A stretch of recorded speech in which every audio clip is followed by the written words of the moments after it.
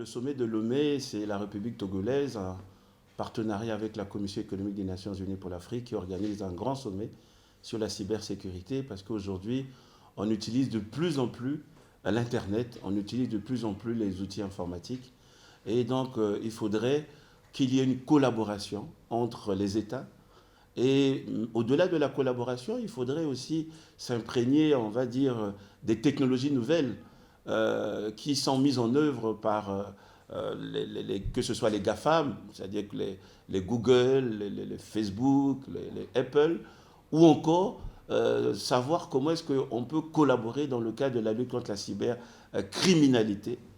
Parce que lorsqu'on parle de cybersécurité, à côté, c'est pour protéger nos systèmes d'information. Aujourd'hui, le Congo s'est lancé dans un cadre de gouvernance électronique.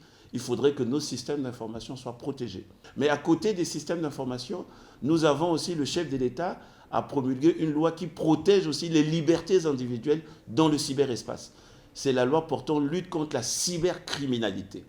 Ici, c'est essentiellement les infractions qui ne sont pas reprimées par le code pénal traditionnel, c'est-à-dire que les nouvelles infractions de l'Internet qui sont sévèrement réprimées dans le cadre de notre pays.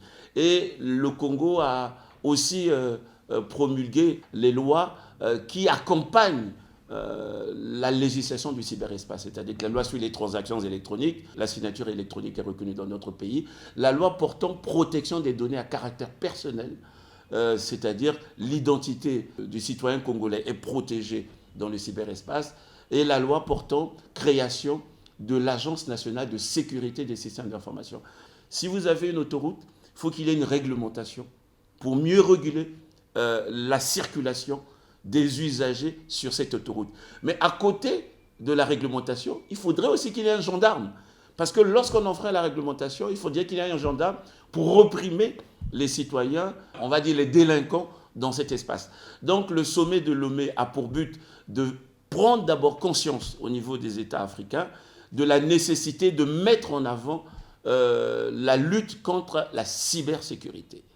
Et l'autre ambition, c'est d'harmoniser les législations nationales. Et au finish, puisque c'est un sommet de très haut niveau, c'est que les chefs d'État et de gouvernement mettent en œuvre des politiques afin de collaborer dans le cadre du cyberespace africain. Et pour cela, nous avons un instrument juridique pertinent, c'est la Convention de l'Union africaine contre la cybersécurité et la protection des données à caractère personnel. Pour le cas du Congo, on est assez en avance parce que le Congo a ratifié cette convention. Et jusqu'à ce jour, il y a pas mal d'États africains qui n'ont pas encore ratifié la Convention de Malabo, ce qui fait que la Convention-là ne peut pas être applicable. Donc, ça va être aussi le plaidoyer, certainement, que fera le président de la République, son Excellence M. Denis Sassou Nguesso, à Lomé, parce que le Congo a ratifié cet instrument juridique pertinent au niveau de l'Union africaine.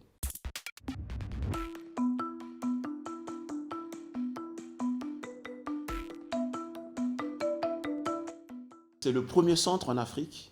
Ce centre, on va dire, c'est en partenariat entre le gouvernement congolais et la Commission économique des Nations Unies pour l'Afrique. C'est la Commission économique pour l'Afrique qui a financé ce centre, qui nous a fourni les équipements, qui a conçu les modules de formation. On a 3 types de modules de formation pour ce centre. On a le module LMD, il y a le master en intelligence artificielle et en données. Et à côté de ça, c'est un champ qui est ouvert aussi aux chercheurs. Tous les chercheurs africains peuvent venir dans ce centre pour renforcer leurs capacités. Et enfin, les classes vertes pour vulgariser l'outil informatique auprès des jeunes, auprès des lycéens, auprès de nos collégiens. Donc, le centre de recherche en intelligence artificielle, c'est grâce justement à la vision du chef de l'État que le Congo a eu à héberger ce centre. Vera Songwe, secrétaire générale adjointe des Nations Unies, a jugé bon parce qu'elle a vu l'ambition du chef de l'État qui a fait du numérique un axe stratégique du plan national de développement 2022-2026. Parmi les 6 axes stratégiques de notre PND figure l'économie numérique. Donc, il y a une forte vision politique du chef de l'État de faire du numérique un instrument pour diversifier notre économie. La valeur ajoutée de ce centre, c'est que non seulement il est panafricain, mais aussi permettra à ce que l'Afrique ne rate pas ce qu'on appelle la révolution digitale.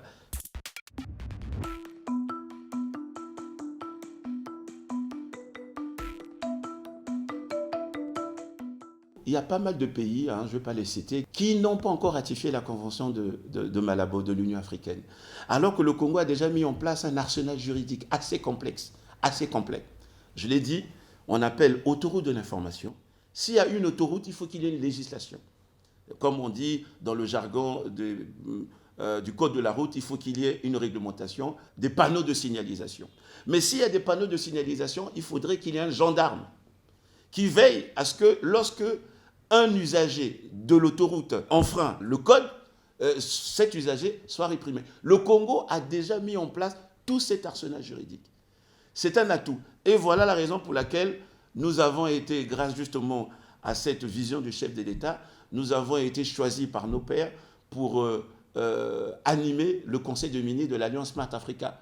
Et on a lancé ici au Congo, à Brazzaville, à Kintélé, dernièrement, l'académie numérique, le SADA de l'Alliance Smart Africa, qui va accompagner les jeunes à utiliser davantage les outils numériques. Et le SADA, cette académie, a signé une convention avec le Centre africain de recherche en intelligence artificielle.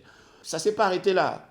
L'Union africaine, c'est le Congo qui assure la présidence du comité technique spécialisé de l'Union africaine en matière de technologie de l'information et de la communication pour les 2 prochaines années. Donc, si nous avons pu bénéficier de la confiance de nos collègues, que ce soit au niveau de l'Alliance Smart Africa, 32 États, ou au niveau de l'Union africaine, c'est parce qu'on a vu l'ambition forte du chef de l'État. Je le dis encore, le chef de l'État a fait du numérique un des axes stratégiques du PND 2022-2026.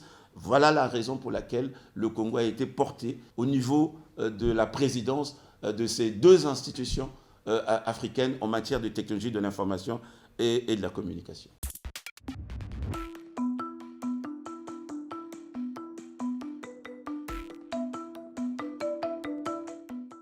Le Congo a été plébiscité par nos homologues africains. D'abord, c'est parce qu'on a mis en place une législation assez, on va dire, avant-gardiste. Au Congo, tous les terminaux numériques ont été défiscalisés pour 2 ans. C'est-à-dire les smartphones, les terminaux de paiement électronique, les ordinateurs portables, les caisses enregistreuses. On ne paye pas de taxes, on ne paye pas d'impôts pour 2 ans, parce qu'on veut favoriser la pénétration. Quand on parle du numérique, il faut avoir le support numérique. Le support numérique, c'est le terminal. Donc aujourd'hui, le terminal numérique n'est pas un luxe dans notre pays. Voilà un atout du chef de l'État. Il est défiscalisé. De l'autre côté, vous avez parlé de la qualité de service. Qualité de service, le Congo a mis en place une agence de régulation. C'est le régulateur, c'est le gendarme.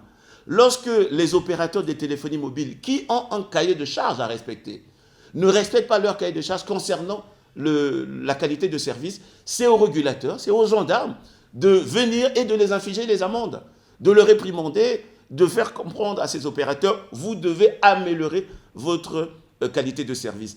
Et je crois savoir, alors on va peut-être me dire le prix de l'Internet, mais on a fait des efforts considérables.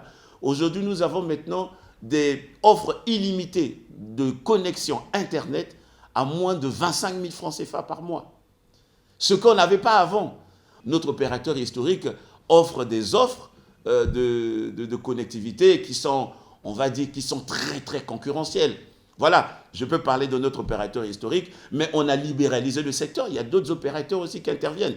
Donc, le citoyen congolais, le consommateur congolais a le choix de choisir telle offre ou telle autre offre. Il y a un travail qui se fait. Ce travail est apprécié parce que lorsque nous avons reçu les ministres en charge des télécommunications, de l'information et de la communication de l'Alliance Smart Africa, on a visité les structures Congo Télécom, notre opérateur historique, mais aussi l'agence de régulation. Ils ont apprécié la qualité de service, la qualité de développement de nos infrastructures.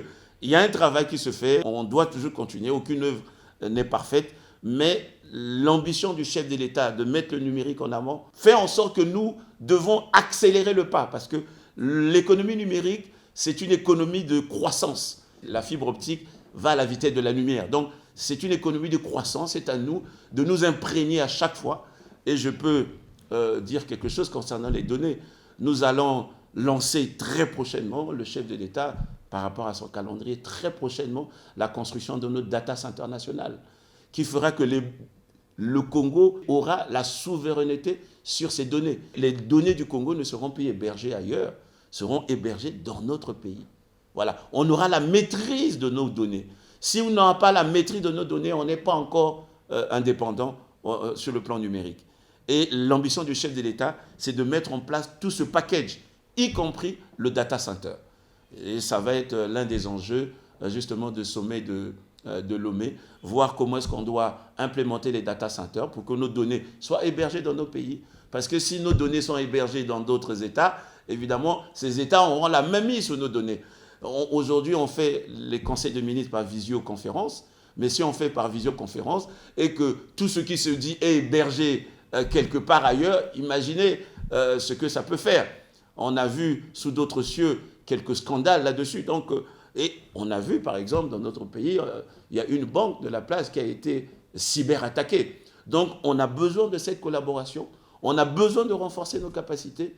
On a besoin de mettre en place justement les instruments, les organes qui vont faire en sorte que le Congo soit totalement indépendant, même si on ne peut pas l'être parce qu'on a besoin de collaborer, mais que le Congo, justement, ne rate pas la révolution numérique.